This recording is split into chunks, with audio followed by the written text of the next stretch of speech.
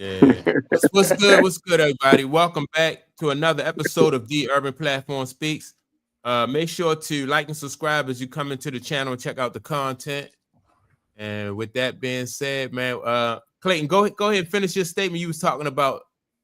I was just saying, even if Zay was out there in the game, that still would have been a game plan. The coach said he wanted them to sell out against the run, stop Derrick Henry, and let Lamar beat us. Now, if Lamar beats you, you tip your hat to him. But that interception he threw, they didn't score off that interception, but it stopped a drive. You know what I'm saying? And that was an error pass because Buffalo was sending the blitz, sending the pressure, speeding them up. This has been the thing with Lamar since he's been in the league. Now, I did see a lot of improvement. I thought he had a great second half.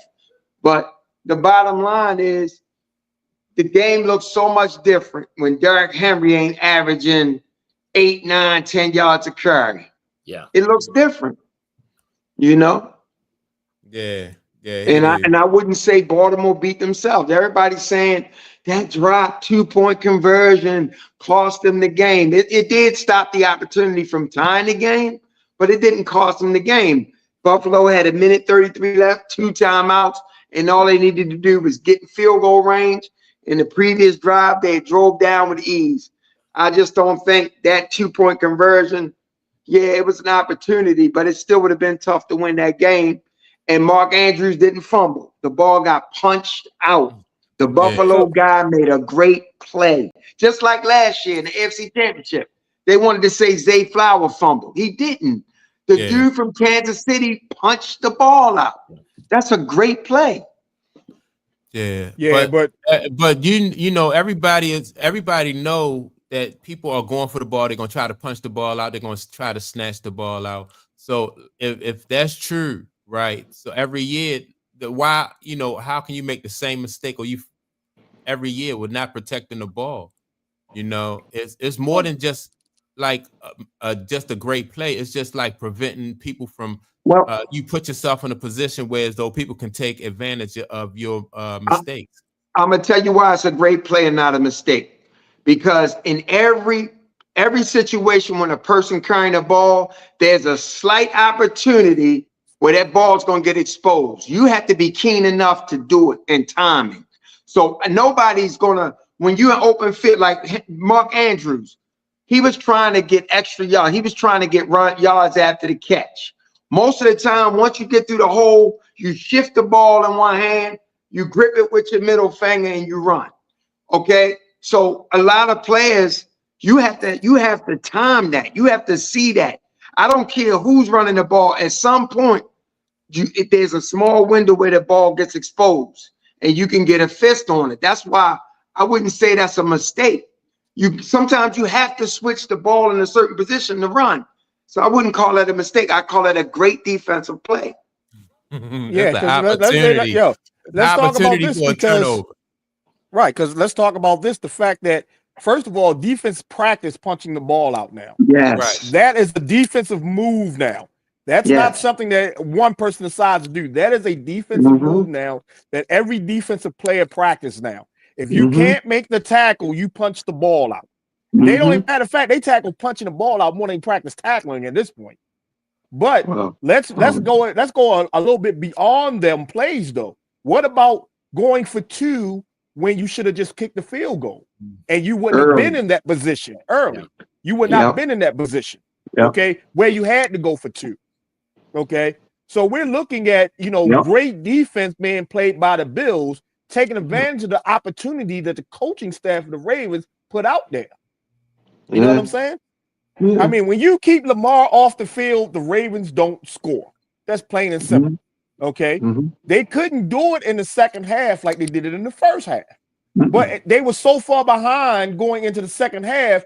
Two things happened. They knew Lamar had to throw the ball. Okay, and they knew that the Ravens were going to try to be aggressive. The problem of being aggressive, it's like 12 degrees outside. So you get people dropping the ball because the ball is like throwing a fucking brick now. You know what I'm saying? So what was key in that third quarter? When they came out in the third quarter, what got going? Derrick Henry got going. Right. That's the thing. They had to eliminate that passing because it's like catching a goddamn brick when Lamar throws that ball. You give Derrick Henry that ball and just like, look, if it's 3rd and 7, we still giving Derrick Henry the ball. If it's 2nd and 1, we still giving Derrick Henry the ball. Okay? And that's how you win in cold weather. You don't throw the ball 45 times in cold weather. You run the ball 45 times in cold weather. And Buffalo had the game plan.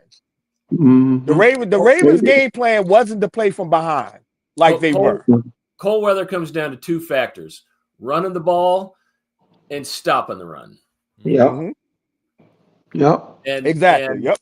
And the Bills did better on both of those throughout the game than Baltimore did. And that was another thing too. That was huge to me for Buffalo because Baltimore was number 1 against the run. But you saw what they did against Denver the week before. They was able to run that ball against the number 2 defense in football. They came in against Baltimore and they got some effective running yards, whether it was Cook or Allen. You know what I'm saying? They executed the run game well. And I give the offensive line the credit for that. The scheming and the play calling and the line came together those 2 games for the Bills. Yeah. Now, what do y'all think about like Mark Andrews after the game? You know, like his him not wanting to speak to the press and anything like that. What y'all think about that? You know, because they want to down him in his time of need. I mean, in the time of when he's down. You know what I'm saying? They want to keep piling up, and I wouldn't have did it either. If I know I lost that game, or I feel as though I lost that game, why would I want to answer questions right then and there about why I lost that game? Because you know what's going to come after. The Ravens played good, and you lost the game because you dropped the pass. But theoretically, let's talk about it. That we shouldn't have even been in that point. You know what I'm saying? You kick the extra point. You don't need to go for 2. You know what I'm saying? Lamar doesn't fumble to give them an extra chance. They don't score a touchdown on a fumble. You know what I'm saying? On that drive. You know what I'm saying? Turnovers and everything else. But the media doesn't see that as a team sport. The media would have went after him. Hey, you lost the Ravens the game. How you feel? And he already feel like shit. So why even ask the question? I think he did the right thing. Yeah, I think when in moments like that, when you heat it like that, it's best not to, sometimes not to answer questions or to speak to the press.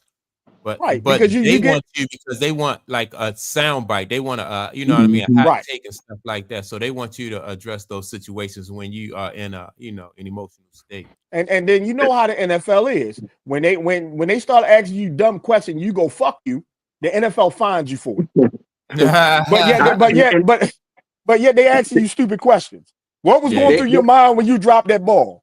What do you mean? What was going through my mind? I dropped the fucking pass. What do you mean? Like they tried to say he didn't fulfill his obligation, but he did because later he put out a statement on the game. But I'm gonna tell you what I loved about the whole situation: the Buffalo Bills crowd, the Bills Mafia. It was a kid from Buffalo that started a donation thing to Mark Andrews Diabetes Foundation. I heard about that. ESPN was talking about that. After the game, the Bills Mafia did that, and then that thing went viral, and he raised a whole bunch of money for Mark Andrews Foundation. I thought that was real dope, that Bills Mafia did that, especially in that moment when he's feeling so down, because that was one of the things that helped lift his spirit a little bit. He came out with a statement. So I thought that was dope. I have a lot of respect for Bills fans because they've been doing this for years and years. They do this same thing year after year, and it goes. Sometimes it goes quiet, and sometimes it goes viral. But they actually do step up, and they make a difference and they contribute a lot to opposing players. That's dope. They do that with the quarterback from Cincinnati. What was the guy from Cincinnati they did that for? The quarterback of Cincinnati. I forgot his name. He went to the Cowboys, man. He came Andy Dalton. Yeah. It was a situation. Ginger. What you call him? The Ginger. So did anybody see the press conference after the game? Because I wonder, did Lamar or any of the other Ravens jump in and be like, "Yo, this was on me too," or did that happen? Yes. Okay. Lamar stood tall in it. He said it wasn't on Andrews. We all made turnovers. I made turnovers, my 2 turnovers. Lamar stood real tall in it. Yeah. So let me ask y'all this before we go to what was you going to say, Jim? No, I was just going to ask the question because this is the knock on Lamar, right? He can't win it. What do you guys think? Will Lamar get a Super Bowl by the time he's done? Oh, that's what I was going to access the window closed. I'm going to say yes, but this is what's going to really piss Ravens fans off. I don't think he gets it with the Ravens. Ooh. Yeah. I think Lamar gets up in his years, maybe 10, 15 years in, and does the same thing that Michael Vick did. You know what I'm saying? Let's remember, Michael Vick didn't go to the Super Bowl until he got to Philly. I mean, he didn't go. He didn't go to the championship until he got to Philly. He didn't go to the championship game until he got to Philly. Did he? So I think that's going to be the same thing that happens to Michael Vick. Is going to happen to him. He's going to be great at the Ravens. Ravens. Yeah, I think it's. I tend to lean to more of a John Elway kind of situation. I was going to say the same thing. I think he does it in Baltimore, but only because Clayton, you said it. You're seeing a little bit of progress in Lamar. I think we keep seeing that, and I think they develop the team gets to the point, and maybe there has to be some more structural or institutional changes in Baltimore. But I think he gets there. I think he get there too, because I think that like I said before, he's learning that there's less room for, just like John Elway. John Elway, when he first started going into the playoffs and stuff like that, he made some crucial mistakes that caused them not to advance any further. And then later on, when he had the opportunity and they got that running back, then John Elway, he made it over the hump. And so that's what I think that he get an opportunity. He was and I would say 39. Right. Yeah. And I would say yes to that. But the problem that I would have with that is Lamar's class of quarterbacks he has right now. It's easily 10 of them that's going to go to the Hall of Fame easily in this football era right now. Yes. So his competition to me is a lot more athletic, a lot more gifted, a lot more of everything else that people building around. Look at the boy, Jaden Daniels, prime example. He comes in 1 year. Redskins in the championship, the Commanders in the championship, and CJ Stroud. Say what you want about him in this season, they're gonna be a problem next year because he started coming on strong. But see, here's my challenge with Lamar. Why I'm not so sure. This may have been his best opportunity. I know they said that last year too, but I feel like this year, because now it's more of a mental burden. Now it's even more mental. You can't do shit outside if your mind's not there. And Lamar right here, those things going to keep creeping up in his mind. He got to exercise those demons. And I don't know how he's going to do that. I really don't. When his contract, second contract, go ahead. Yeah, it's not even about his talent. It's about mine. I think when his second contract comes up, I don't think he's going to sign automatically with the Ravens. I think he's going to shop himself. Mm-hmm. See if he can get a better opportunity. Let me ask you this. So you say it's about his mind, and we have seen other quarterbacks go through what he went through, and they was able to overcome their obstacles and exercise their mind. So what's the difference between him and somebody else who was in that position, was able to exercise their mind? Like, what's the difference between Lamar and those guys? Here's the difference between Lamar and those guys. Lamar struggles with what he wants to be. Does he want to run or does he want to throw? That's been his struggle. And it still is to some degree. And he still has doubt when it comes to throwing under pressure in big game situations where those guys knew who they were. Lamar, he doesn't know which one he want to be. He don't know. Yeah, I'm not. Yeah. This is I'm gonna tell you how I know. Everybody has their own devils, no matter. Yeah, I'm not saying they don't, but some people know what they are as a player. Lamar, one time he gained weight, because he wanted to put on more weight. Then he lose weight. So all this is mental, man. Now he want to lose weight, so I'm gonna go back to running. Then he says his mother said I should have ran more. It's like it's this unsettled thing going on in his thoughts. And see, and you gotta remember, Lamar is different than a lot of other these quarterbacks. Like, let's take prime example for Peyton Manning. Let's remember, Peyton Manning didn't win the Super Bowl until he went to Denver. Okay. Lamar is at that point where as though everybody's trying to get him to be something that he may not want to be. So if he's not a traditional quarterback as a pocket passer, but they're trying to transition him into a pocket passer, that's where Clayton Point comes in. Everybody's trying to make him do something that he maybe can't do, don't want to do, or feel as though he doesn't have to do. And it's a lot of plays. If you look at Lamar play this year, there's a lot of plays that the old Lamar would have took off for him. Got 40 yards, done his thing.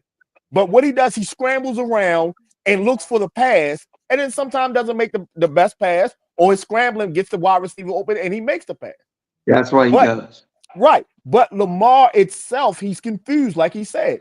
What quarterback does the Ravens want? If the Ravens want a per pocket passer, Lamar may not be that guy. And the Ravens see his talent, so they want to transition him into being that guy. But it's just the fact that if that's not you, that's not you. I got the solution. Ship him off to Minnesota. Let Kevin O'Connell fix him. We'll take him. Okay. Yeah, see, I hear you. Hey, Jim, and that's what I was saying. When Lamar's second part of his contract comes up, he may say, like, look, this is how I want to play. Maybe I need to look for a team that wants me to play the way I want to play instead of transitioning me to the player that they want me to be. It worked for Matt Stafford. Yeah. See, exactly. I think too much of the narrative is in Lamar's head as well. I don't even know if it's pressure from the organization. To me, it's him. It's him. No, you're right. He needs a quarterback coach like Kevin O'Connell. Yo, it's let me tell you, it's what he hears in the media all the time. Lamar, most valuable player. Lamar is 2-time MVP and all that. So he figures that he has to put that Superman cape on just to win a regular game. And then when he gets to the playoffs, it's like, oh shit, I gotta do it again. Whereas though the talent that is around him, the Ravens should not have been outplayed in that Buffalo game. That game should have been real close in that first half, real close in that second half, because the talent that the Ravens have. I'm gonna say this though. When Lamar makes plays, the way he makes the plays is his athleticism. He doesn't really make plays on schedule on time. So that's who he is. And trying to change that, that's going to be a challenge. You can't change what you are. Like, you can't change what you are instinctively, especially when the pressure's on. You're going to revert to what you are. And when you get to those big games, sometimes you got to play on schedule. You got to take what the defense gives you. And this is where he struggles at. They give him layups on the outside all the time. And especially when they load the box. Yeah, and that's been the evolution of Pat Mahomes, because he was that guy, but he himself changed himself to have the ability to be an on-schedule passer, quarterback.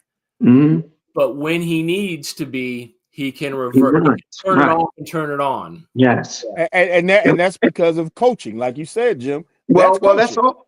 That's also Andy because Reid down there.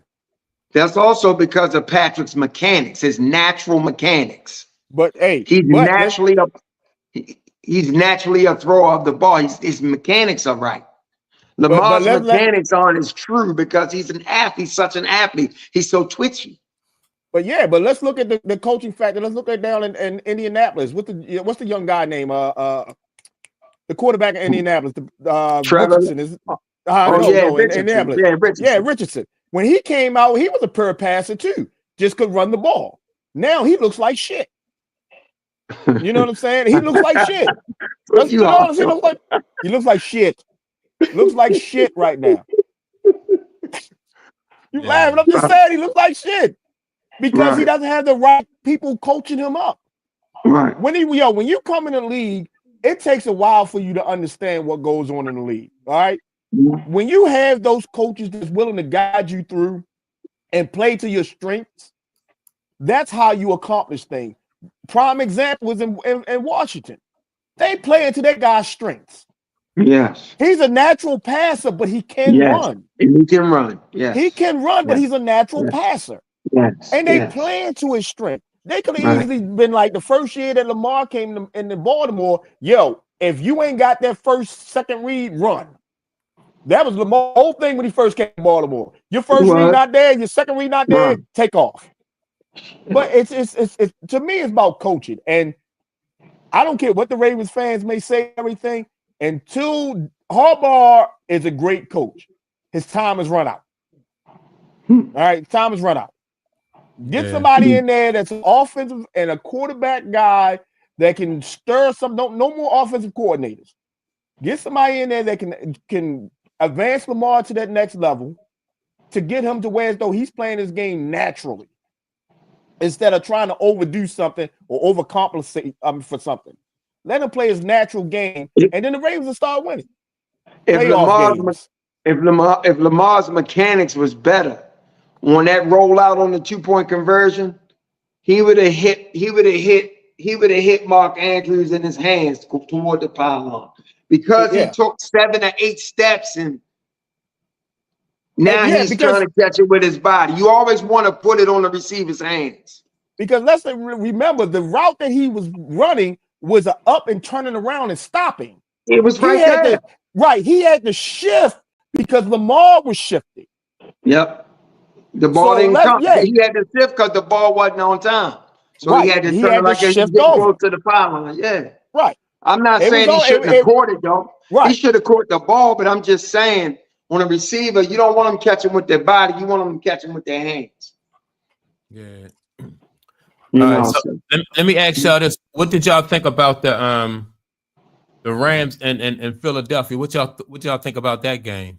That was a great game. That was a really good game. You know, it's a great game. Yeah.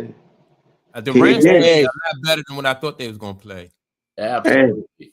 Hey, it proves that Saquon is the man. That's all it is. Saquon is the man. He the man, but Philly offensive line is ridiculous, man. Yes. It's ridiculous. Beasts. They're beasts. Yeah. Come on, man. Listen. Did y'all see that last touchdown he ran? They got the highlight out. He told Jalen, don't worry about it. I got you. Yeah. Right before he handed it to him. And Saquon's vision, his vision, man. He plants that foot, man. Oh my goodness, yeah, it's something to watch. Hey, he's showing why he's the best back in the NFL right now. He's showing it. Yeah.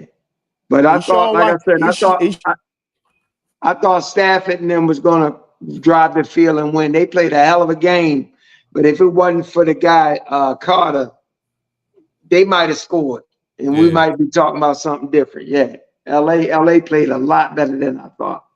Yeah. I mean, like you said, all the games were great. The game that I liked the most was the Commanders game. That was a game. Oh yeah, I gotta eat my words because I was very suspect on Daniels, and man, that kid has done nothing but deliver. That kid's got ice in his veins. You're not supposed to do this as a rookie.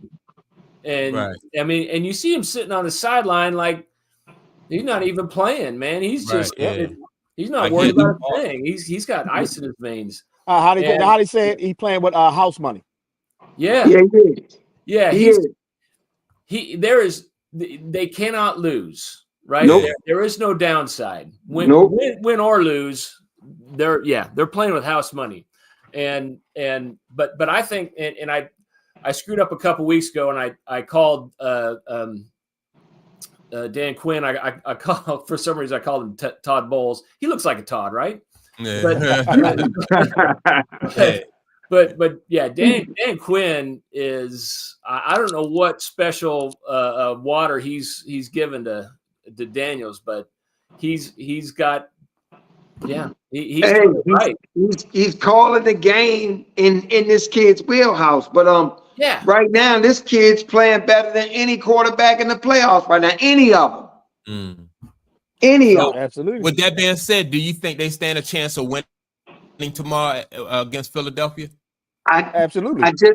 I just can't see the Commanders doing nothing with Philly offensive line. Philly gonna they should suck the life out the ball. Listen, if you'd have asked me this a week ago, I'd have been like, nah, it's not a chance. But the way they went into Detroit and beat Detroit, they got a chance against anybody. Yeah, but Detroit, anybody. But Philly got the number one defense. Detroit's defense has been falling apart for weeks now. Their defense is paper thin. They had practice squads guys out there in the lineup. So you can't necessarily say that. And if this guy Gibbs for the Lions put up 100 and something yards on 14 carries against the Commanders, what is Philly run game going to do to the Commanders? Did you expect the Commanders to beat Detroit though? Me? Yeah. No, I didn't expect that, but I had forgot that Detroit's defense was falling apart. See, I forgot that. And after I thought they got most of their stars back for that game. Though. They didn't. No, they didn't, man. They didn't. They got a few, but no. Yeah. They're still plugging holes. Yeah. So man, you don't think? Go ahead, Clay. I would love to see it.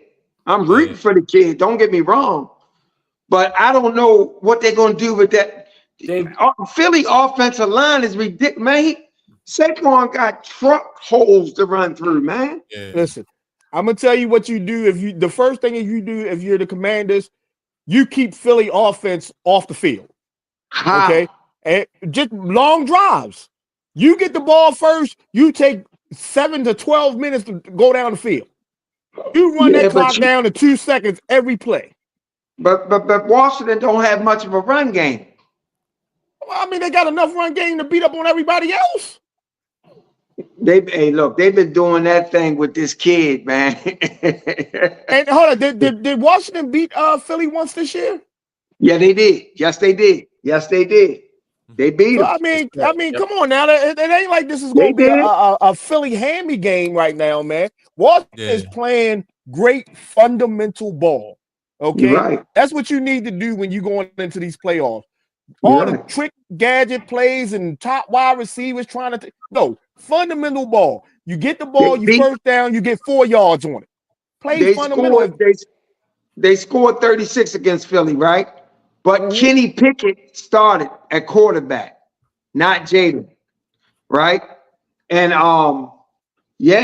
even with Saquon rushing for 150 yards, and Jaden threw 2 interceptions, but the thing was he threw 5 touchdown passes. So they beat Philly once. Yeah, it's going to be a good game. And as a Cowboy fan, I don't want to see neither one of them go to the Super Bowl, but I have no choice. I want to see none of them go, but I have no choice. But I'm rooting for Jaden Daniels because I want to see him get into the Super Bowl as a rookie. Yeah. Okay. I want to see him to go as a rookie, get in there, maybe win, maybe not, but at least he's there. You know what I'm saying? Did Dan Marino go as a rookie, or was that his second year? It was the second year he went. Okay. Second year. Yeah. And Kenny Pickett turned the ball over in that game where Jalen Hurts, say what you want about him, he don't turn the ball over. Well, see, that's another factor. Jalen Hurts not playing 100% right now. They're talking about his knees. Yeah. So that could be a big factor there. You're right. They might just say sell out on the run and just, you know what I mean? Right. Just try to get Hurts to win the right. No, you can sell out on that run. You can sell out on that run against Philly. Good luck. Yeah, they did it before though. They didn't stop Saquon in that game. Yeah, I mean they did enough to win. Yeah, they did enough to win. Like I said, Kenny Pickett turned the ball over, gave him an extra possession. They beat 36-33, but Saquon went nuts. I'm just saying. I'm not a betting man, but if I was, I'd bet the over. Yeah. The point total. Yeah, I think it's going to be another offensive game. He did. I don't know. This playoff football, I don't know. And it's colder. Yeah, that's true. Hey, I don't care as long as I don't see Kansas City, Philly in the Super Bowl. That's all I don't want to see. Jesus, I do not want to see Kansas. If I can see Kansas City, Washington, Philly, Buffalo, I'm satisfied with that. Washington, Buffalo is what I really want to see. I go to a sports bar and watch that Super Bowl. But I really don't want to see Philly and Kansas City again. I get that. Yeah. I just don't want it. I think there's for me there's interesting storylines with all four teams. But you guys heard me say it weeks and weeks ago. I'm getting a little like you, Manny. I'm getting a little tired of seeing the same faces in the Super Bowl. And yeah. Of course, everyone around here, it's they're in heaven. Chiefs Kingdom, man. That's Chiefs Kingdom. I'm gonna tell you the funny part about it is ESPN did a little thing on special players stopping other players from being champions. And so they brought Jordan into the factor. How many players played in the Jordan era that's great and did not get a championship? Yeah. You know what I'm saying? So I like Josh Allen. I would love to see him get a Super Bowl. I would love to see Lamar get a Super Bowl. You know what I'm saying? I'm even voting for Jaden Daniels to get a Super Bowl now, and I'm a Cowboys fan.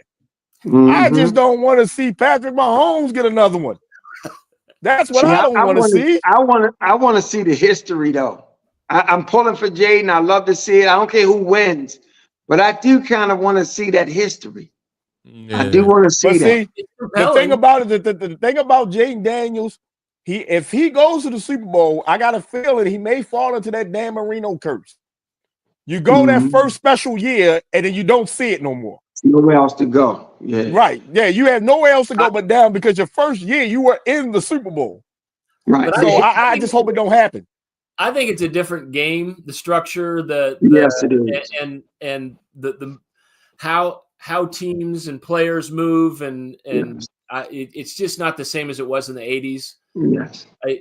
I think if Dan Marino was coming out and playing a couple years ago and made it to he in this environment, he'd have a lot more opportunities. Man, he would throw 6,000 yards. Yeah, he would throw 60 touchdowns and 6,000 yards, man. Right? Yeah, that'd be ridiculous. Yeah.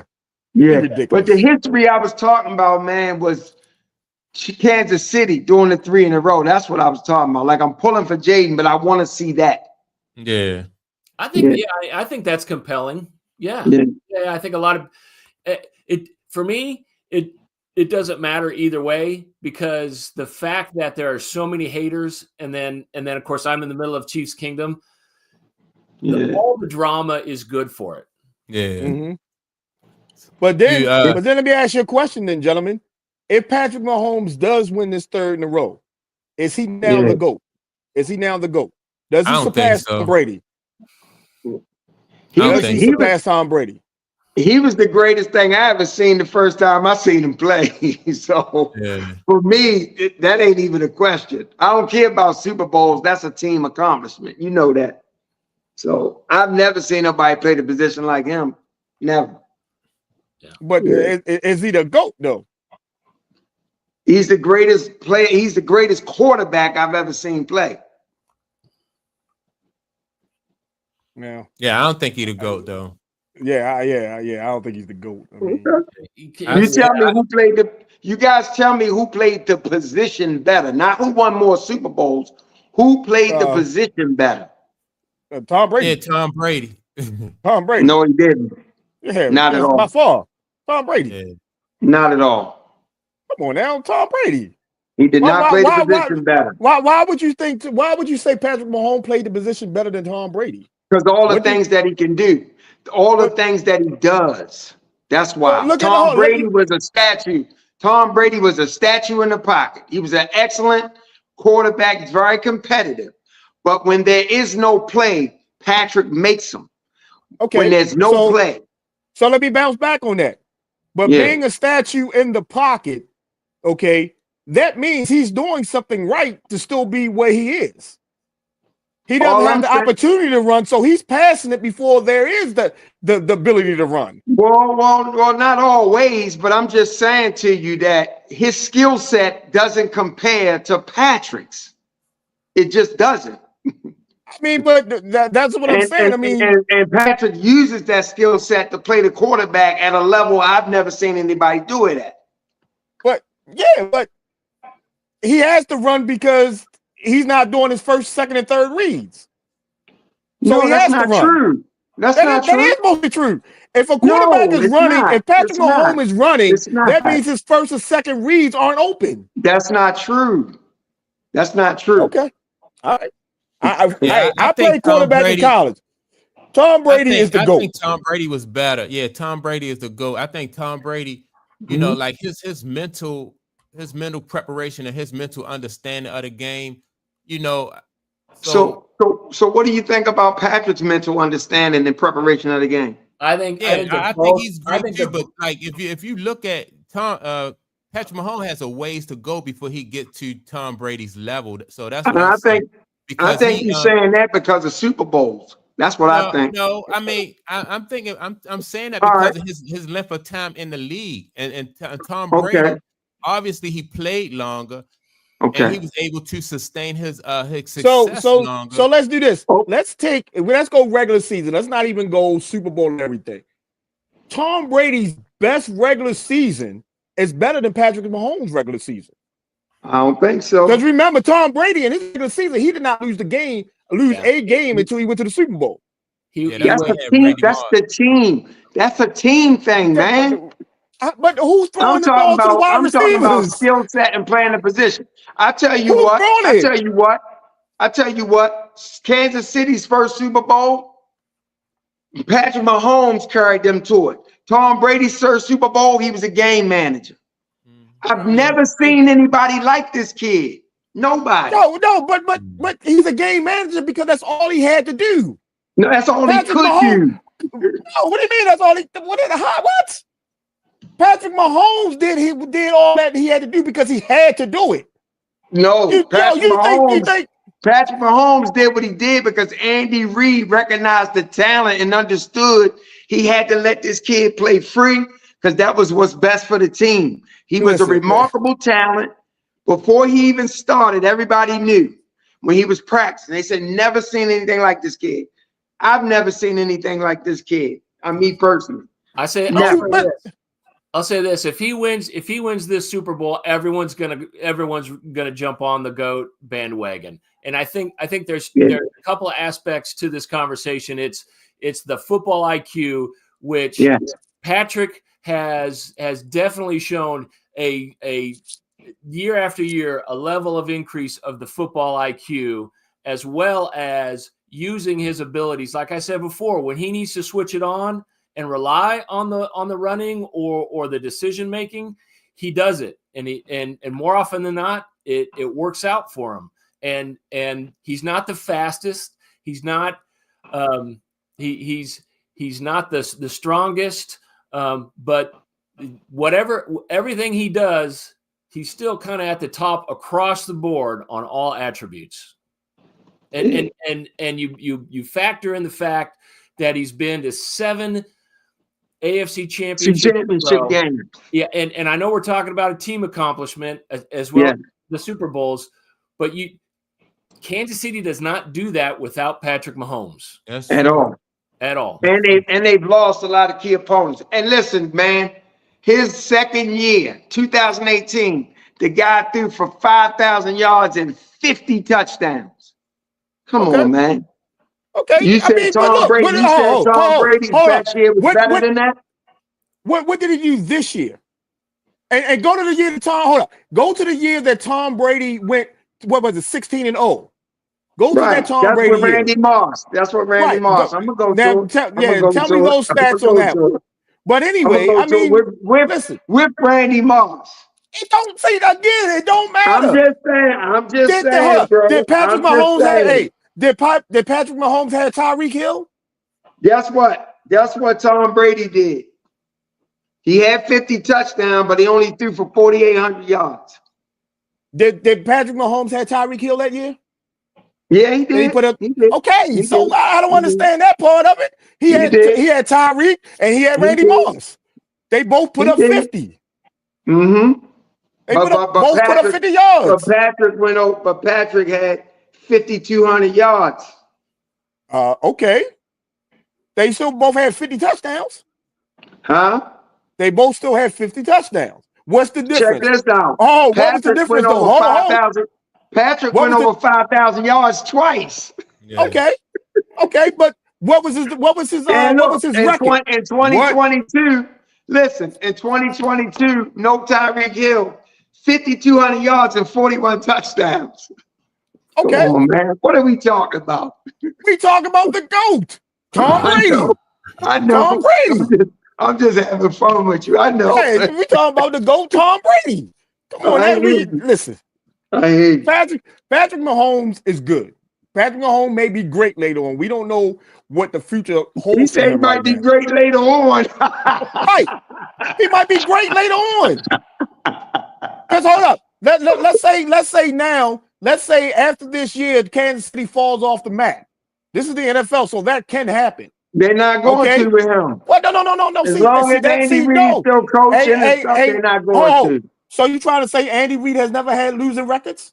I'm not saying that. I'm saying they're not going to fall off with Patrick Mahomes and Andy. I'm saying this. Ain't they none of us might not on win here. Super Bowl every year, but they're not falling off. None of us on here has any crystal balls right now, so we don't know. If he gets hurt. If he gets hurt. Hey, that could happen too. But the problem that we have with Tom Brady, he didn't. He did get hurt 1 year. Listen to what I'm saying. He missed a year. He played his whole career. He played at a high level his whole career. End of story. Patrick Mahomes' career. He didn't play at a high level his whole career. He did. Not in the early years. He didn't. Yo, his second starting year, he went to the Super Bowl and won.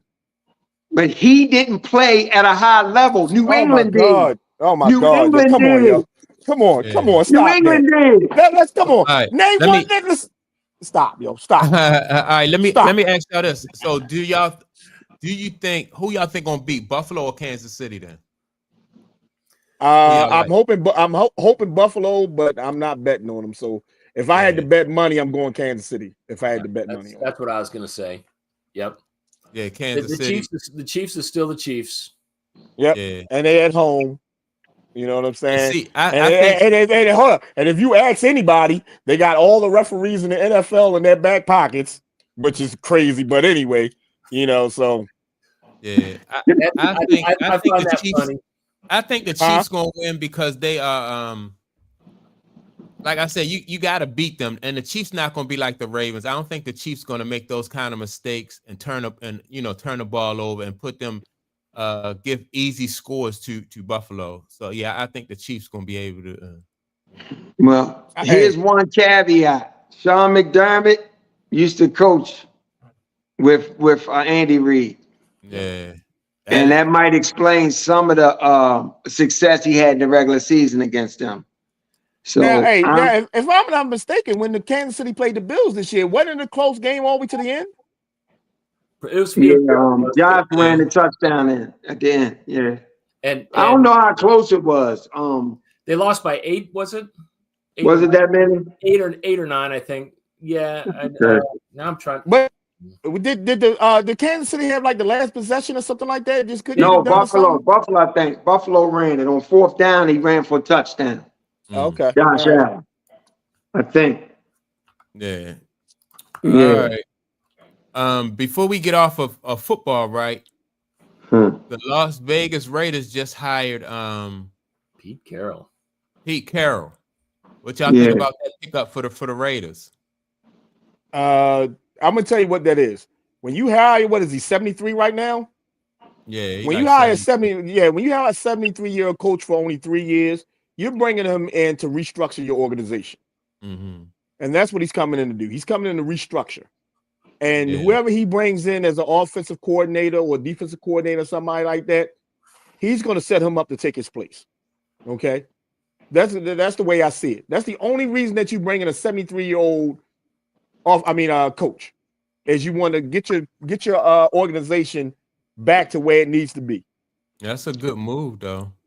It is. It's a good move. Let me ask you a question, man. What does that look like? Like, what would you consider restructuring?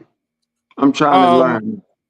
First of all, a whole new coaching staff, whole new training regiments,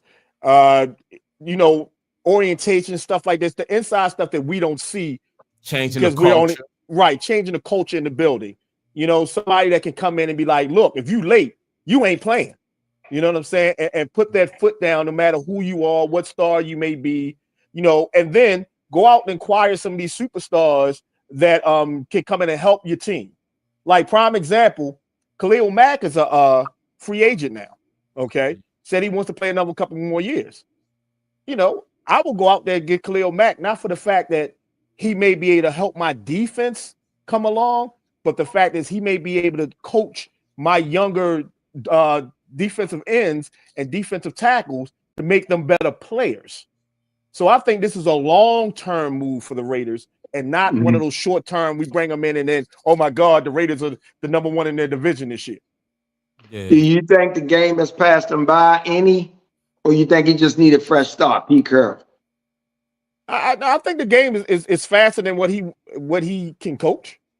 But I think he's smart enough to put offensive and defensive coordinators around him in place that's adjusted that. You know what I'm saying? Whereas though all he has to do is just sit back and make sure nobody make a dumbass move by touching a ref or something, or somebody's on the field they ain't supposed to be.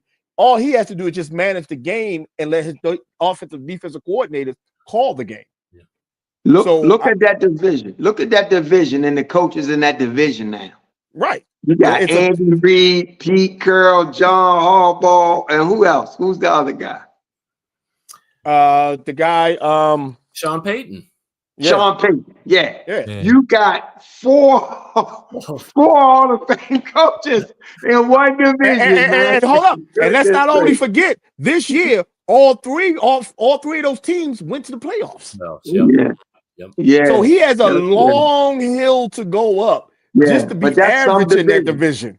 Right. But that's some division when you talk about coaching and X's and O's and stuff. That's some division, man. Right. You got three teams that go to the playoffs in that division. And why are that's hard to overcome. Why are the owners stacking up? Because they got to get over the Kansas City hump. Yeah. Good luck with that. And that's why I'm saying everybody's saying that Jacksonville may take the dude from Miami. If I'm the Raiders, I'm moving up. I'm trying my best to move up. Yeah. Because they need to start at the quarterback position so goddamn bad, it's ridiculous.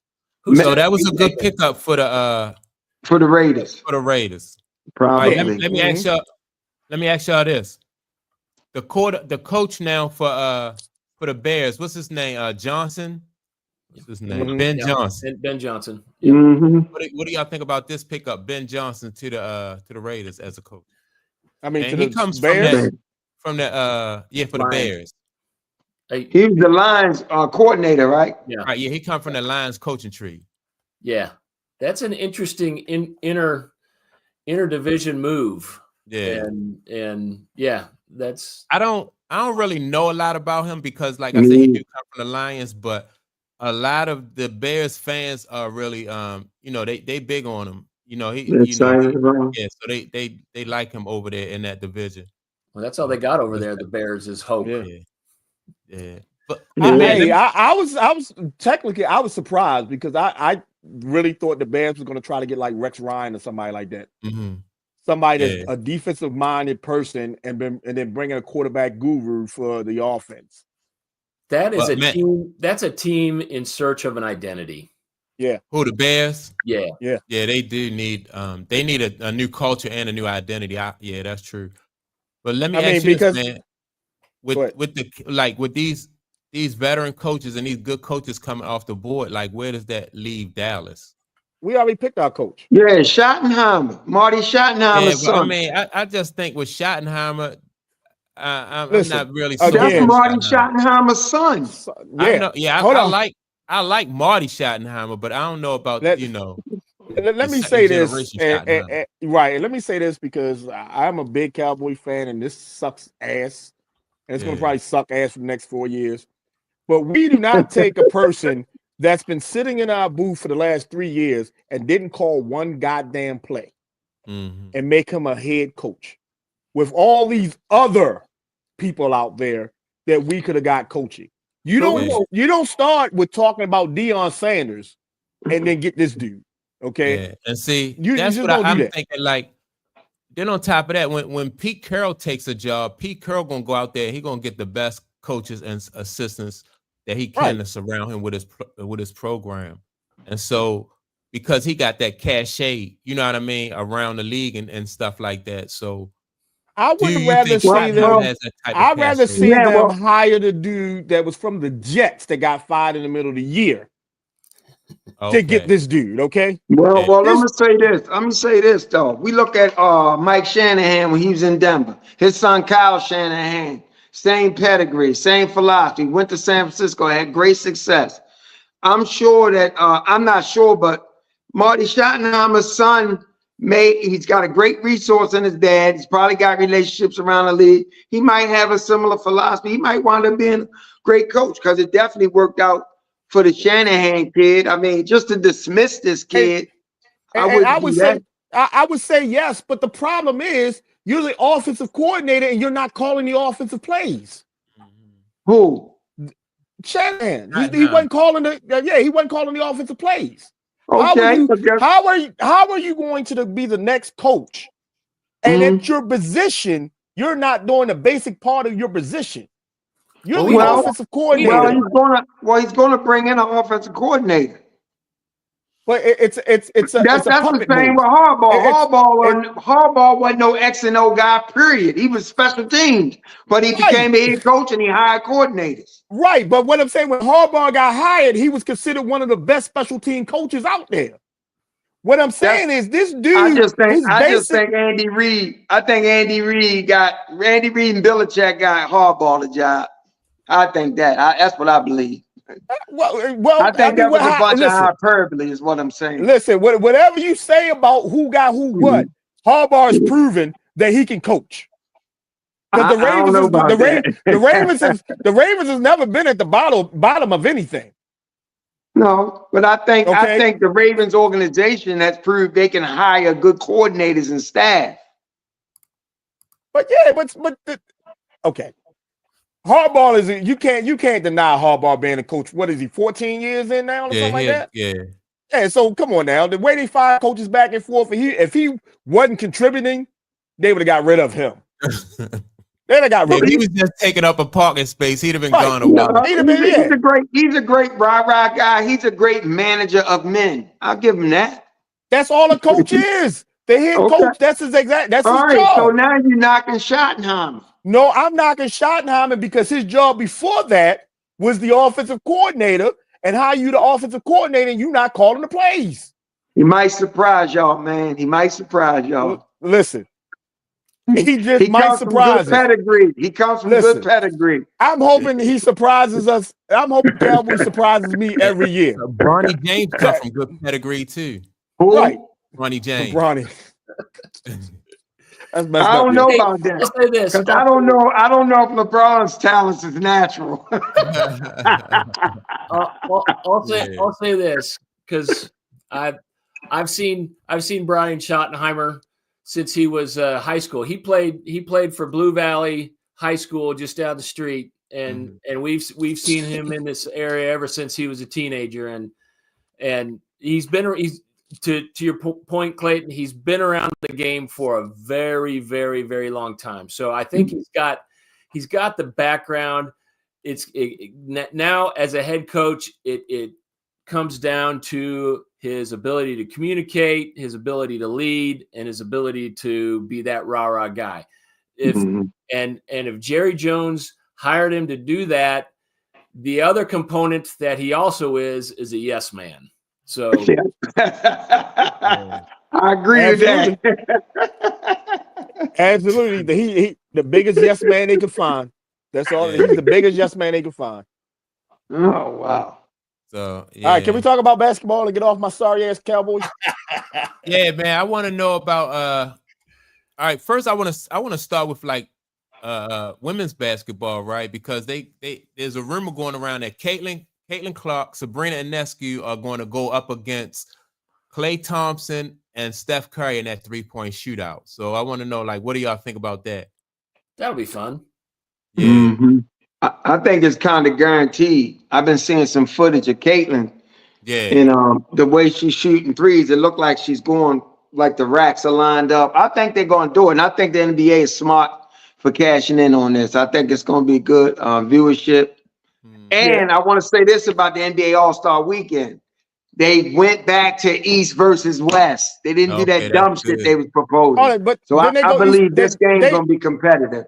They went East versus West last year, didn't they? Yeah, but they was talking about doing something different this year. Some bullshit tournament style, pickup game shit. Yeah, I'm gonna tell you, my language. I'm gonna tell you what they need to do, and that they will get 100% viewership. Intergender All-Star game. East versus West. The ladies and the men all get picked up, and they playing basketball. Intergender. You said that women ain't on the same team? Yes. That will save our podcast about 30 minutes. Because we love to talk about women and we love to talk about men. They get that all-star game intergender, East versus West, and show that the women can run just as good as the men can run, and they can shoot just as good as the men can shoot. I ain't got no problem with that game. Well, on that note, man, I really believe Sabrina and Caitlin is going to win it because they need to win it. That's going to be a huge boost for the W. Yeah, they're going to win it. Yeah, I wouldn't be. Sabrina almost won it last year against Steph Curry. Right. So yeah, from the on Caitlin Clark's birthday, she was in the gym. She shot what, like 50 out of 54 3-pointers. Yeah, so that was. I think the All-Star game should include more of the women in it because the women's season starts with the end of February, right? Or is it the beginning of March when the women's season starts? It starts in May. May? Yeah. I thought they ended like in June. Madness, college basketball is still going. Yeah. Right, but the WNBA is playing when March Madness is going on. No, they start in May. No, they're not playing in March. They start in May. Yeah, but I think they should include them more in it. You know what I'm saying?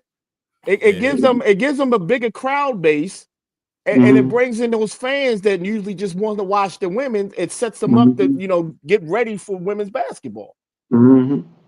What y'all think? Have y'all had the chance to check out any of those Unrivaled games? Man, Mike, I watched the Laces against the Miss. Yeah, man. I don't know, bro. Yeah, I don't know. Now, I don't know.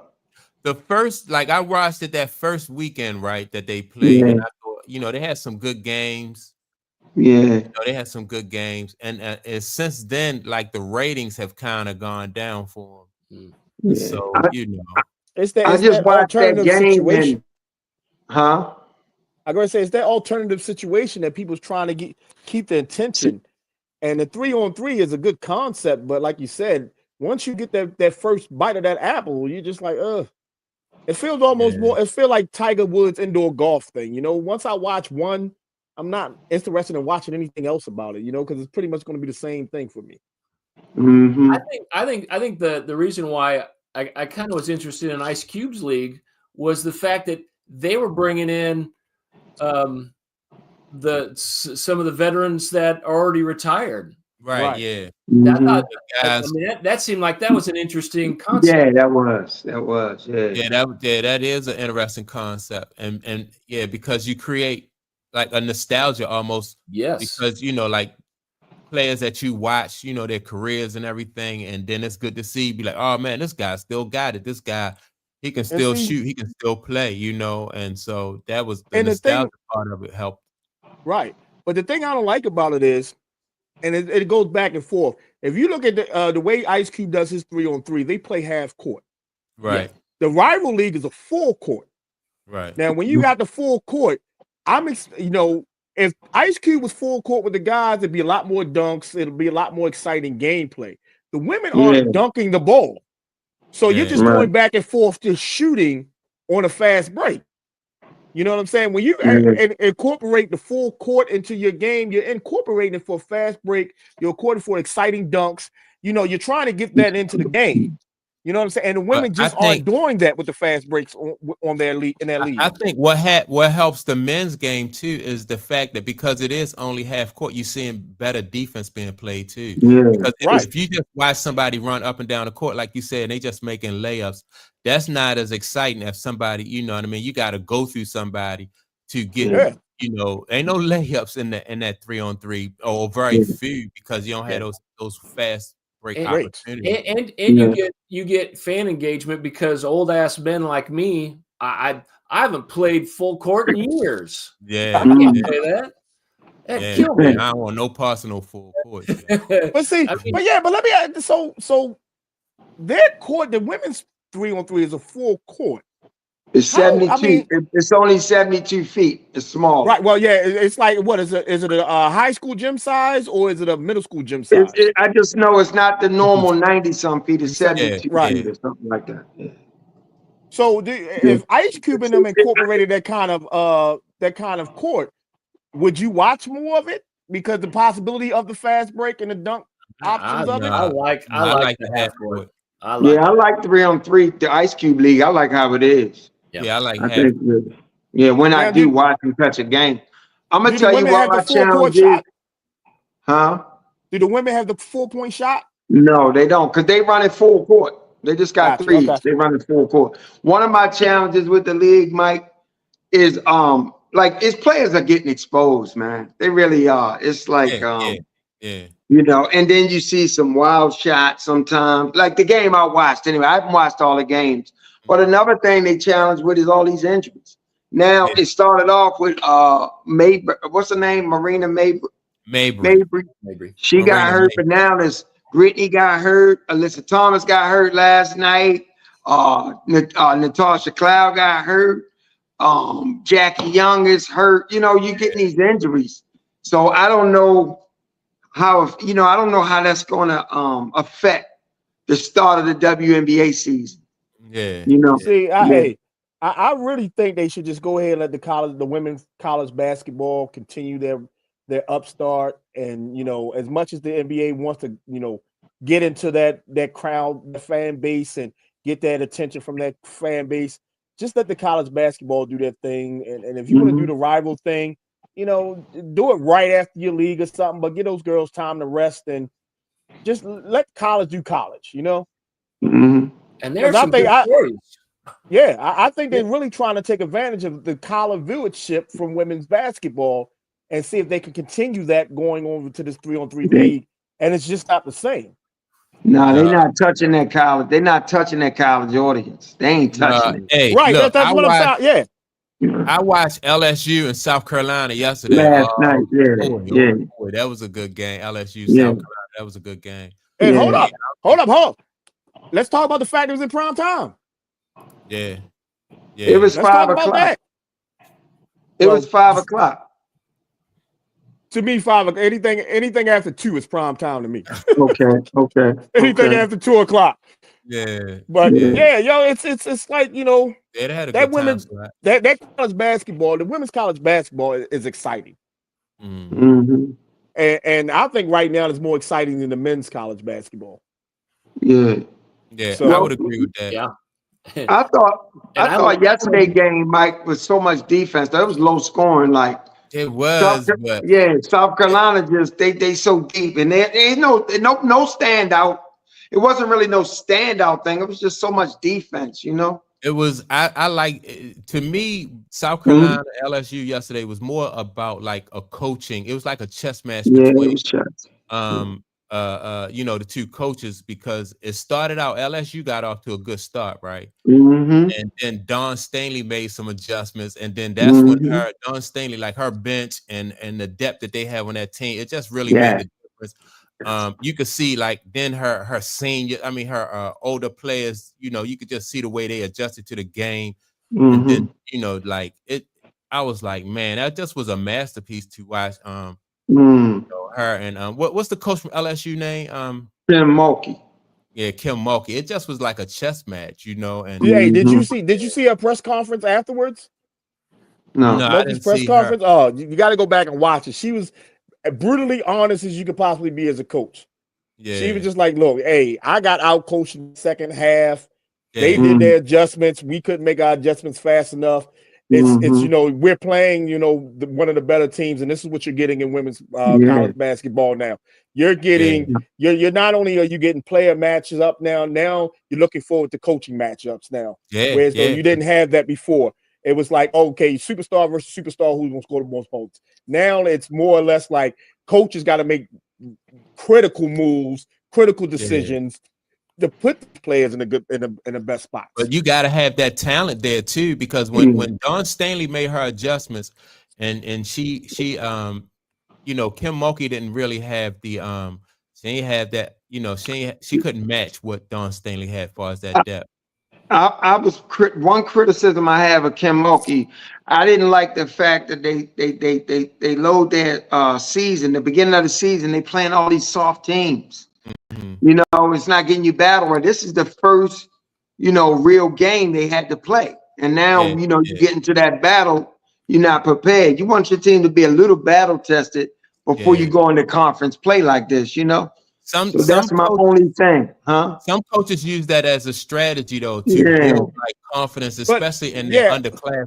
When you but isn't RJ and other players like that, their confidence is up. But sometimes you got those younger players, because I know Merlin used to do that a lot. I didn't like when Gary Williams. Well, LSU. I mean, what conference is LSU in? The SEC. SEC. Both of them. Right. That's what I'm saying. So. I think they're starting conference play now. Am I correct? Right, but it's going conference play. But South Carolina has already played a ranked opponent before this. That was the one loss on their record. Yeah. I think who beat them? Was it UCLA? It was UCLA. Yeah. But the thing is, though, like South Carolina is just so deep. You know what I mean? Like when you deep like that, you can go ahead and you can test yourself early. Gino Oriama used to do that too when he was deep like that. He used to test himself early in the season, and then his girls are battle ready by the time they go into conference play. Then they battle ready. Maryland this year, like the Lady Terps, they was ranked. I think they was ranked number 8 until they went up against USC, and then after they ran into USC, they took a couple losses. But I just thought that they was Maryland was. She was just trying to get them battle tested and get them, get their confidence up. So now everybody's going to go into the teeth of their schedule, the tough part of their schedule. That's what you do. You play those, especially in basketball. You play those first 5 to 7 games to see what you have, see what you're working with, and see what you got to go when you go up against the big boys. So I mean, I don't know. I see what Clayton's saying about how you can, where you want to battle test your teams early and everything. And South Carolina can afford to do that. Some of these other teams, like Maryland, they really can't afford to do that because they got to see what they're working with. But I think LSU can afford to do that, man. They got so much talent on that roster. Yeah, you're right. I mean, I think LSU can afford to do that too. But you got to also remember too, sometimes it's all about the rankings. Because let's say this. Let's say if South Carolina was number 1 and LSU goes into this game not even ranked because they already lost 3 games before they even play that. Do we get that game televised? Yeah. You know what I'm saying? I think that game, a lot of that game being televised is because the position that those 2 teams are in when they play that game. Well, also you got the history of those 2 franchises, organization, those programs, Kim Mulkey, Dawn Staley, whatever. You're going to get that game televised because the coaches are the stars. That's must-see TV for real. Yeah, that's must-see. Yeah. Well, yeah, but is it must-see TV if LSU have already 4 losses? Yeah. Because it's conference. I don't think so. Because it's conference. It's conference. Yeah, it's SEC. The SEC always, man. Come on, man. Just because it's conference, just because it's the SEC, when you have teams that's playing well, that's must-see TV. When you got one team that's playing great and another team that's on a losing streak, that is not must-see TV. You're right, but I'll just say this. It will be the team. Yeah. It depends on the team. It will be televised. That's all I'm saying. Anytime LSU, South Carolina women's basketball is nationally televised. Right, but it's a difference between being televised on ABC and being televised on ESPNU. There's a difference. Yeah. Okay. You're right. Okay.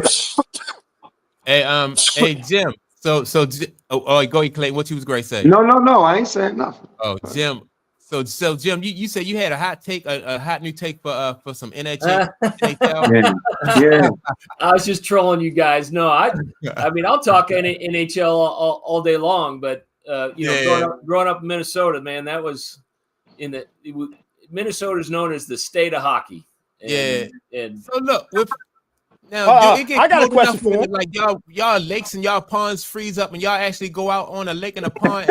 Absolutely, that's absolutely. Crazy. That's so crazy. let me ask you a question, Jim. Since you're the resident expert on hockey, what about that Vegas team right now? I'm wondering about the Vegas team. I'm wondering about the Krakens. All right, I'm wondering about Seattle. So yeah, well, what do you want to know? I mean, they worth me rooting for. Las Vegas has been a good organization since they moved to Las Vegas, and that's a team I've been surprised that an expansion team can actually have so much success so quick, and I'm bought in on Las Vegas. Of course, I want to see the Wild do well, but they're up and down. But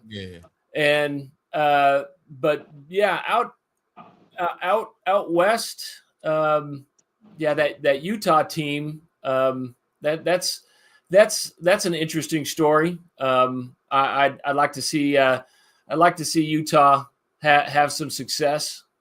What about Seattle?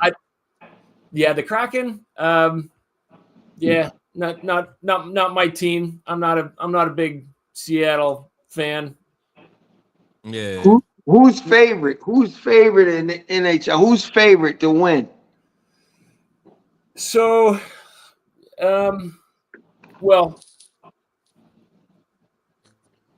the Go Caps. My bad. I'm sorry. Did I say that?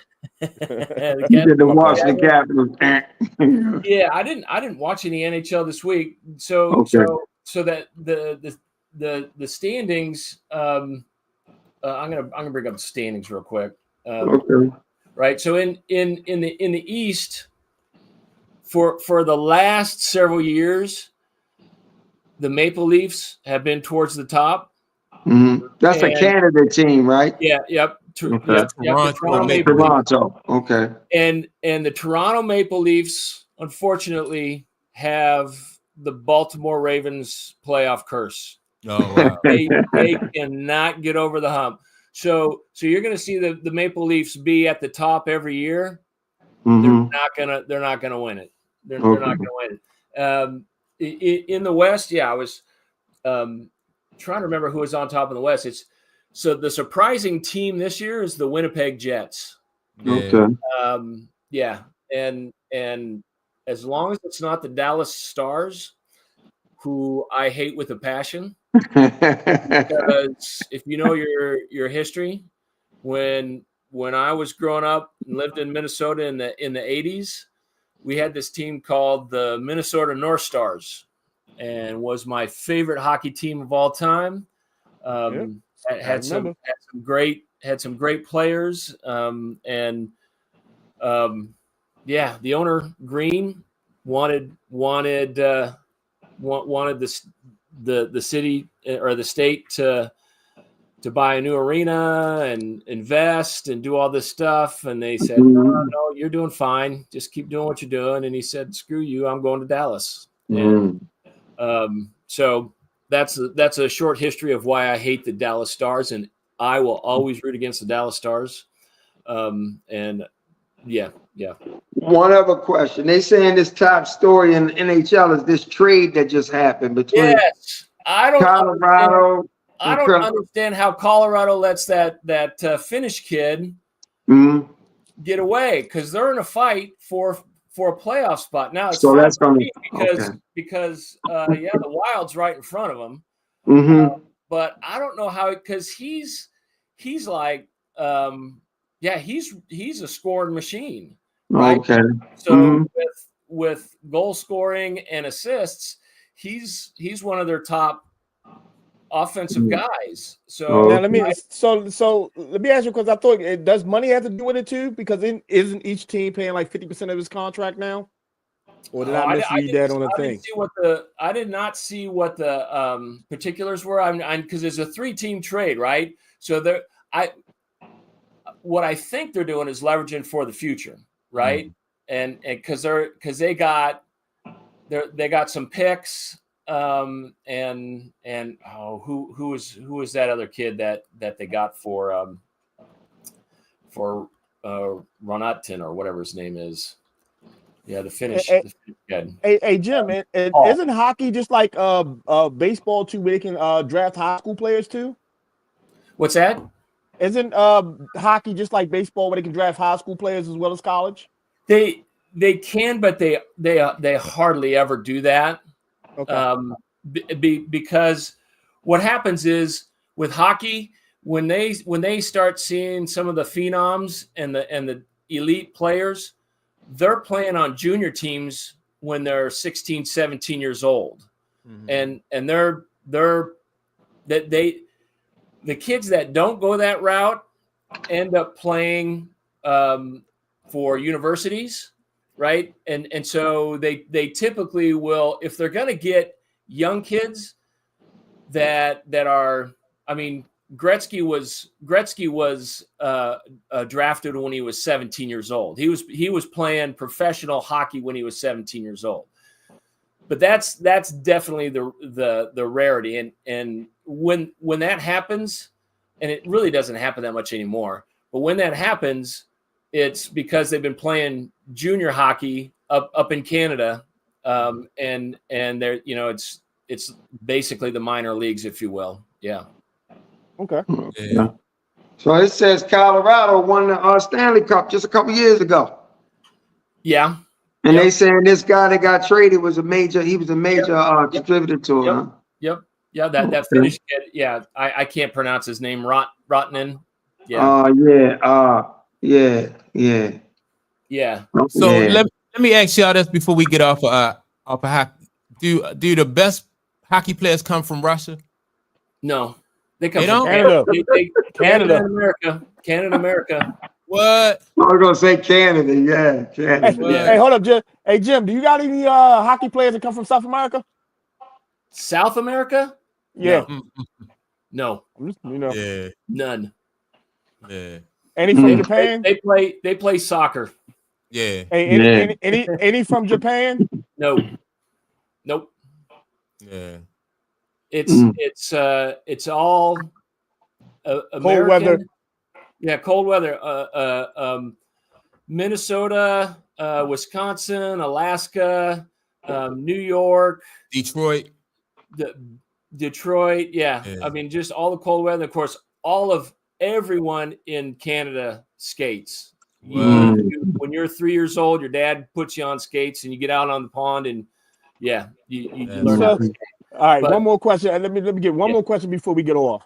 Yeah. The game that they play outdoors in, what is it, New York every year, something like that? Is it New York they play it every year? Well, they move it around. But they've done it several places. They've done it in Chicago, they've done it in Pittsburgh, I think. Yeah, they move it around. Have they done it this year yet? Yes, they did. They usually do it over the holidays. And I'm trying to remember where they did it this year. I didn't watch it. I think it might have been in one of the New York. Yeah, it's like the Holiday Classic or something like that. Okay. Yeah, and that's an interesting that's an interesting format because it's or the winter, they call it the winter classic. Yeah. Yeah, and who was it this year? And they play it like in baseball stadiums, right? Most of the time it was played in like a baseball stadium. It was Seattle. It was Seattle. and the Vegas night. So they played that up in Seattle. Oh wow! With Vegas, I didn't watch it. Yeah, last year. Where was it last year? I was saying last year is when they did it in Pittsburgh, but they've done it at Wrigley Field, and that I know they've done it in New York. Yeah. Yeah. All right, let me ask y'all this. This is about the NBA. What y'all think about LeBron James and Bronny James turning down the invitation to compete in the skills competition for during NBA All-Star Weekend? Yeah, LeBron has never competed in a dunk contest. Right. I don't think he ever wants to do anything that's going to show his individual skills against anybody else. Yeah. Just plain and simple. He doesn't have to do it. It'd be nice for the NBA brand, but I don't think LeBron is about the NBA brand. I think LeBron is about LeBron brand. Yeah. And that's the difference between him and Jordan. Jordan was about the NBA brand. If the NBA asked him to do something like perform in a dunk contest, he would do it. You know, as much exposure as the NBA needs right now, they need their top superstars to come through. And he's just not. Do you think some of it is trying to protect Bronny a little bit, not expose him? I think I mean both. I think it's both because just like man said, I think LeBron James will be exposed too far as like I don't think he's a skilled player. I don't think, I just think that it's just about him and not the NBA and the brand and everything.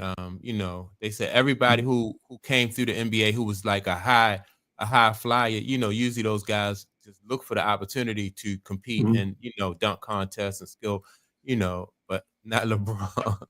Yeah, he didn't want to do dunk contests. But this skills challenge they turned down. Was it about the dunking or was it about something else? No, it's running drills, shooting drills, passing drills, that kind of like a circuit. Yeah, it's like the circuit thing. Yeah. Yeah. And I think there's too much.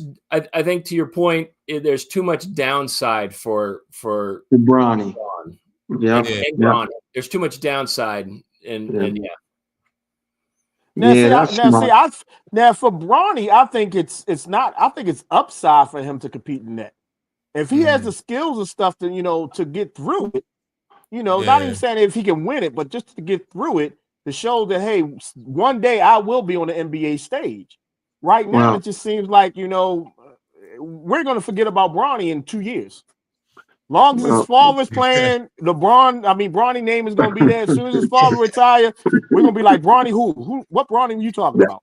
I think he has to set his own path now. This might be the best thing for Bronny. I mean, because the kid was already under so much scrutiny. So if he go out and do the skill, he could go out and do the skill competition and not do too bad. But the public they're gonna be so overly critical of this kid. I think it's best for him not to do it. Yeah. Listen, hey, if I'm Bronny, the NBA is asking me to come do it, I really have to consider going and be like, all right, let me show my skills. He has to find some way to get from under his father. He has to. Because good luck with that. Hey, the way it's going, he never get out. He'll never. Yeah, how can he? How can he do some things his father don't do? His father says no. He says yes. He goes out there. Let's say he goes out there and shows off. Okay. And they're like, oh shit, he okay. His father wouldn't do it, but he good enough. It could go either way depending on his performance. That's where he has to believe in himself. At that point, he has to believe that he's an NBA player. You know what I'm saying? And not LeBron James' son. Yeah. Even if he goes out and shows out and does some great things his dad don't do, don't you think the conversation somehow still gonna come back to LeBron? Right, but listen to the narrative of the conversation though. Okay. The narrative of the conversation, he still had the conversation, but now the narrative changes. You know what I'm saying? Now the narrative is like, oh, Bronny went out and played the skills, but LeBron wouldn't do it. Why? Why can Bronny go and LeBron didn't want to do it? You know what I'm saying? Instead of what we're saying now, like neither one of them want to do the skills challenge because they ain't got no skills to, you know, they scared of what may happen. Shit. So I just don't. Yeah, I just figured that Bronny has to do something to get out of LeBron because I think the he only has 2 more years. The easiest thing I think for him to do is just go ahead and compete in the dunk contest because even if you don't do well in that, it's not so much scrutiny. Right. You just do something. Be at All-Star Weekend. If you want to be LeBron James' son, be LeBron James' son. If you want to be Bronny James, compete somewhere in the All-Star Weekend.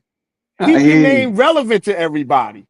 Because I was hearing they was talking about going for the dunk contest instead of having NBA players now, because a G League person has won the dunk contest last 2 years. Going out on the streets, having dunk contests and taking the top 10 dunkers from these contests around the city and bringing them in. Yeah, you will get much more excitement and have. I think that's a great idea. I think that's a great idea too. Right, but the whole situation with that is though, that's not what the people really wanted to see. The people really wanted to see their superstars. The stars. Mm-hmm. Right. They want to see Steph Curry and see if he's actually the best three-pointer in the land by shooting three-pointers against other great three-pointers. Yeah. If you're a great dunker, Steph does answer that call. He does it. Yes, absolutely. Yeah. He does. But the problem is you have all these NBA superstars right now, and they don't play defense in the game, so nobody watches the game anymore. Because what they score like 400-something points last year? So nobody watches the game. Everybody's watching. That many? It was 200 and 200 and something? 200 something, 200 and something. Wow. Nobody played defense. And the crazy part about it is nobody wanted to play defense. That's the narrative of it. Nobody wanted to play defense. So now people not even tuning into your All-Star game. So the next best thing you have is the skill challenge that you have out there. And now you can't even get the best competing guys for the skill challenge. You know, and so the NBA has to do something with this All-Star weekend. Or it's going to turn. Yeah, they have to figure out how to make that game meaningful to the players. Yeah. But see, that's the thing. They shouldn't have to. The players back in the day, it was easy. You shouldn't have to. These guys just want to go out and beat each other. Enough. Yeah. Listen. Let me ask y'all this. You got to do a beginning season tournament to get guys excited and give them $1 million to win. The NBA is just ridiculous right now, yo. Let me ask y'all this then. Is Steph Curry better for the league than LeBron? Yeah. Absolutely. Yeah. Yeah, no doubt about it. I think so. Yeah. I say they both equally are very important to the league. You need that yin yang. And I think they provide that. Steph is palatable, he's lovable. LeBron represents something else. I just think to be honest with you, I don't like to put anyone's contribution over another because every single thing is needed for the league to be what it is, you know. So and I agree with that. Yeah, I agree with that to an extent where it's though the NBA needed a marketable person. LeBron James isn't. LeBron is a brand of his own. Steph Curry is an NBA marketable brand. And that's the difference in between the two. You know what I'm saying? The NBA can count on, they can call Steph Curry and count on Steph Curry to represent the NBA. Okay. Whereas though LeBron, that's what puts Steph in that Mike category. LeBron can be all LeBron. Okay, if I do this for you in the NBA, how is that going to help my brand? Just like when he moved from Cleveland to Miami, it was about him getting a championship. You know what I'm saying? It wasn't about the city of Cleveland and what he brought basketball back to Cleveland. Because remember, basketball in Cleveland before LeBron got there was dead. It was dead. Well, Mike, I would say this too. Why I think neither is more important because LeBron makes us appreciate Steph Curry so much. You understand what I mean by that? Well, no, I think that if LeBron wasn't playing, I still would appreciate Steph Curry because Steph Curry, I appreciate the fact that he's a franchise ball player who played in one city for his entire career, like they did the old school.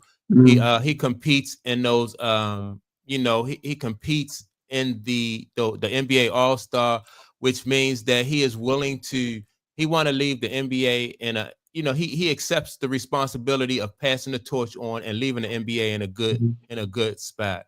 All right, let me ask you this though. So if nobody was out there not competing, wouldn't that become kind of redundant, because we looked at all the stars in the past? This was part of what they did. At some point, that just becomes what it is. But now you have players that's rejecting that and not doing it, and then you have this kid doing it.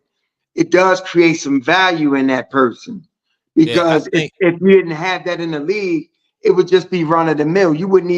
We may not even be focusing on, oh man, look, he does all this. He competes in skills and he does that because it's what players always did. But now you got a guy not doing it. You know what I mean? I agree. Yeah, I agree that, but like all of us grew up, we watched basketball in the 80s and the 90s and stuff like that. So we appreciate and we expect that level, like what we got from Magic, what we got from everybody, Dominique, even dudes who wasn't winning championships, Charles Barkley, Patrick, everybody who played, they played both ways and they played hard. So we used to watching that. And so now when we see players come along who are more about self, that really don't jive with us, because we not used to that. So when we see Steph Curry, he played with the same, all right. So to us, he's a throwback kind of ball player, and we appreciate that. But the conversation wouldn't be around, I appreciate him doing these things. The conversation would just be how great he is, and we're excited to see it. But now you have this conversation about appreciation, where it used to just be part of what they did, and we marveled at how good they were. Right. And let me say this. Why is it, and we got to understand what's going on in the NBA. Why is the women going against the men in the three-point contest? Because there's not enough good men sitting there trying to go against Steph. There's not good players. Right. There's not enough of the NBA players right now that's saying, I'd rather help the NBA instead of help myself. But yet they'll play in a tournament. If I win, I get $1 million. Yeah. Now everybody's all for that. True. Okay. Now I guarantee you, if somebody said, if you win this 3-point contest, I'll give you $1 million. You'll have that line going across the board. Well, even though it wasn't about money back in the day, like you still had people who challenged Larry Bird in that 3-point contest. Because it was about pride. It was all about pride. Right. Yeah, Craig Hodges, Mark Price, all those guys wanted to prove that they could Reggie Miller. They could compete. Huh? Yeah, Reggie Miller. That's what I'm saying. So that's a part of passing the torch, and showing that you appreciate the opportunity to play in the NBA, because everybody, it's an honor to be able to play in the NBA, and people want to be able to pass that torch on to the next generation. But you got to also look at it this way, though. When you have a bench player making more than what every player in the 90s were making per year, you know what I'm saying? It comes down to the time of, I'm not going to get hurt because I'm I make $10-15 million a year. So also, I don't do all that stuff. Also, I wonder if because back then, to get a lot of marketing deals and stuff like that, it took winning stuff. It took being the best at something, and now it doesn't. So I wonder if that wasn't part of the equation, would those guys would have been so competitive in some of these things. I mean, some people did. They hopped on that bandwagon because it gave them exposure. You know what I mean? Like, so if you competed in the NBA dunk contest, and you was like a 12th man on the bench, people, okay, I didn't know he was even in the league. So now, that gives you exposure. Let's look at it this way. Jordan made more off his endorsements than he made off his NBA contracts. That's true. So, it was all about exposure, who's willing to pick you up, how much you're looking in the NBA, how much people is keeping that, your name in their tongues in the NBA. That's what it was all about back then. You know what I'm saying? Because you could, prime example, Stephon Marbury. He was a good player. Wasn't great. He was a good player, but he had the vision to go over to China, and now he's the biggest selling tennis shoe over in China now. Stephon Marbury in China is what Jordan is here. You know what I'm saying? It's what you do with the talent that you have that allowed you opportunity for money back in the day. Now you're getting these big contracts and you 5th, 6th on the bench. You know what I'm saying? You're not even proving yourself and you're getting these big contracts. Yeah. And that's just because teams are so desperate for talent. I don't know what they can do though to get, you know what I mean, to make the game better as far as, you know, I think those 3-pointers. And you know, like Michael Jordan made a statement where he said he didn't like to shoot the 3-pointer because it took some of his aggressiveness away from, you know, he liked to attack, be in attack mode, and that 3-point shot took his aggressiveness away from him. I'm gonna tell you what the NBA can do to solve this problem. Get the owners together and say, look, I'm not paying a player unless he earns it. Yeah. Okay. Unless he earns it. If Embiid can't be on the floor 80% of my games, you're not gonna get that huge contract. I don't care who you say you are. If you're not on a team, if you're not on my floor contributing to 80% of my games, I don't care where you go. What about this, man? I just did a video about Ben Simmons. He wants his ex-girlfriend to give him back a ring. He bought her $1 million ring and they didn't get married. So that means that she didn't follow through. You know, they didn't follow through on the contract. He want that money back. And my thing is, so should Brooklyn want their money back because you're not, you know, you haven't held up your end of the bargain when it comes to basketball. He got a lot of nerve to ask her for her ring. Yeah, it's crazy, yo. But look at they give Ben Simmons a contract. What? Ben Simmons will have to play in the G League before I give you a big contract. Yeah. But that's the NBA. Your name carries more weight than your talent in the NBA. Well, there's no going backwards. And I'm going to tell you guys, Luka Doncic is going to be the first $100 million a year player. That's crazy. So it ain't going back. Yeah, that's crazy. I mean, to me though, I don't care what they get paid. It don't really matter to me. I just want to see some good basketball. Yeah, I just want you to earn basketball. Yeah, right. Yeah, just make your money. That's cool. That's what's up. Right. And if Luka Doncic is the first $100 million, I think he earns it. He's one of the top 5 players in the NBA. What I don't like is everybody earning it. That's the part I don't like about it. Ben Simmons should not have a big contract right now. You may be mad at me, Philly. Your boy, should not have Embiid should not have a big contract right now. Yeah. People like Kawhi Leonard should not have a big contract right now. Do they get direct deposit or they got to look the owner in the eye when it's on the page? I hope they get direct deposit because if I got to hand Embiid a paper check every week or however they get paid, I think it's on Tuesdays. Yeah, that's football. Football get paid on Tuesdays for his performance. I'm mugging his ass down every time I'm handing him that damn contract. And I'm putting that bitch in the envelope so he has to open it to figure out if I'm giving him all his money. Just or have somebody rob him in the parking lot. Yeah, yo, because it just doesn't make any sense to as the 90s and the early 2000s NBA to what we have now. I have to blame all that on the owners, okay? Because at the end of the day, the owners is the one that wants to sign these contracts. The owners is the one to say, I'm going to give you this and not give you that. And it's ruining the whole game because the owners are paying names and not paying talent. You know what I'm saying? And these young, I don't think you can put it on the owners, though. Yeah, that's the only place you can put it. I mean, well, you got to put it like so.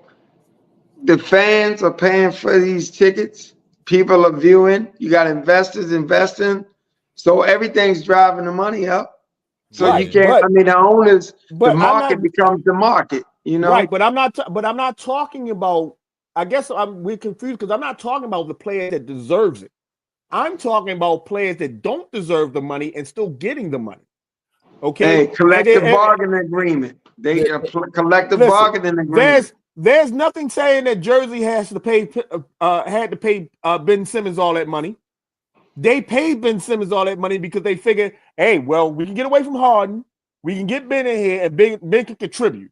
Well, Ben has never contributed to Philly, so why would they consider that Ben was going to contribute to them? Wait a minute, hold on.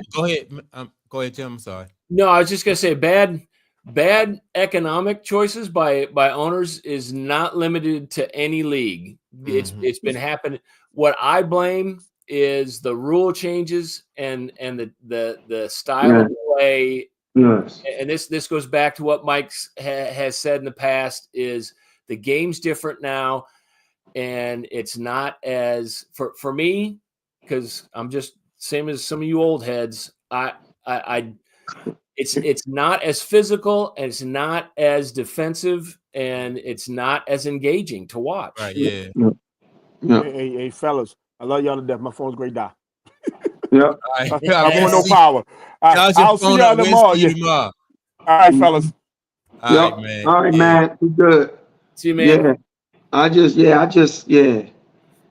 think that's the price of doing business. In the league, and the owners aren't really making bad financial decisions, because they're constantly turning a profit, making money. Yeah, but the product is subpar. Like, right, the no resistance. It's not producing a good quality. I heard somebody say that they're not really, because it's a global market.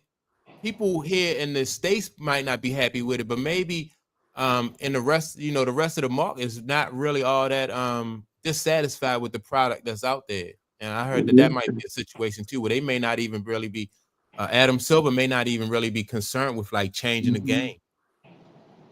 It's like it's a numbers thing. Like if they can retain a certain percentage of this, the US market and get the bulk of the overseas market, then they may not even be. But does the old, does the physical 80s and 90s style play that's what I don't know. Do the overseas markets not think that that's an entertaining product? I don't know either. I know that like when we look at like the Dream Team and everybody, you watch Jordan and Bird and Magic and them go tour the world and play in the Olympics, like it was appealing to them then, so. I would ask this question: if that's the case, and the overseas market and they flourish, and why they keep making all these alterations and changes, trying to boost interest and viewership? Right. I don't know. I would think they could have their cake and eat it too if they would go back to a style of play that wasn't just 100% offense. Right. Yeah. I would think it makes sense. It makes sense to be that way, but I think it's going to go back to. I think, like I said, I think this All-Star game, because of the conversation and the narrative around it, I think this one's going to be competitive. I really do. I hope so. I think these guys are going to go at it. I just did. But yeah, I don't know. Yeah, I think so. Yeah. Hopefully it'll get back. But it may. All right, fellas. So another good conversation. Another great show. Make sure to I want everybody to make sure they like and subscribe. What's going on, Clay? What you got? No, I was going to tell Jim I'll put my address in the group chat. And get your copy of Trauma. Yeah. What Jim said. Amazon.com. Do you still have any more hard copies of both your books, or you? Just one of my books, just the first one. The Trauma is strictly you got to get it off Amazon. I sold out of my copies, and I haven't read up yet because I've been busy doing other things like this show and. So, but yeah, it's all love. Blame it on us. Absolutely. Yeah, man. So. No, I love this. So But actually, speaking of that, I gotta take my first copy to the young lady downstairs, the concierge. I gotta go give her one. Now, this is the first copy. Yeah, that one. Who else could it be but God? Yeah. Yes. Yeah, that's the first one. Yep. Speaking of my third, it's sent off. I sent it off to the young lady's editing it right now. Okay. Yeah. So we'll see what happened this year. But I appreciate you guys, man. Yeah, man. I appreciate y'all. Yeah, man. So we'll be back tomorrow at 11 a.m. Give our thoughts on on the games that's coming up, and talk about whatever else that is relevant in sports and news. I gotta send a belated birthday shout out to Ponytail Pete if she ever sees this podcast, aka David Clark. Happy belated, and thanks for bringing me back to the game. Yeah, no doubt. Yeah. Yes, sir. Yeah. All right, that's it for us, man. Y'all be good. Yeah. Make sure to like and subscribe, and don't forget to leave a message, and we'll check y'all out tomorrow at 11 a.m. Peace. Peace out.